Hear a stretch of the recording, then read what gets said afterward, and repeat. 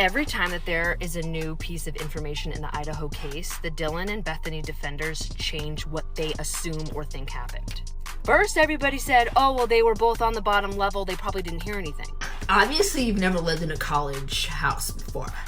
They can't use the college party house thing as an excuse because she was obviously scared from the texts thing. Do you know how loud party college houses are?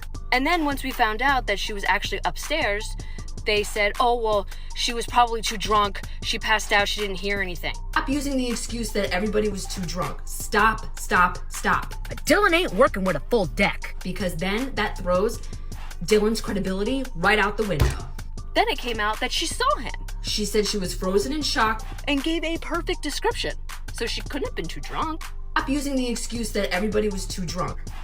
There used to be masked men that you would see in the middle of the night wearing all black all the time. You're telling me that you saw a man in a mask?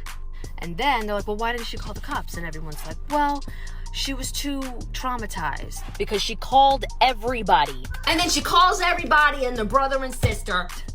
Her body was having a trauma response. She couldn't respond. And you can't use the excuse that she was traumatized because she called everybody. Okay, well, she texted Bethany, then she ran downstairs, and we know that she was calling and texting everybody and on Indeed.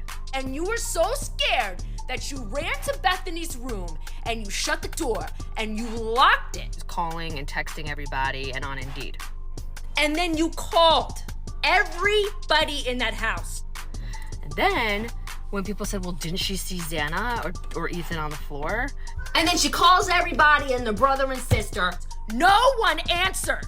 And then people are like, oh, well, no, the door was probably shut. And that's why Hunter had to come over and knock on the door. And then you didn't call 911 after no one fucking answered. She's scared. She's texting Bethany. She runs downstairs after seeing Xana passed out on the floor. Now we know she saw her. Like, what is it now? And, like, after he leaves, it's chill and shit because then your friend's on the floor sleeping.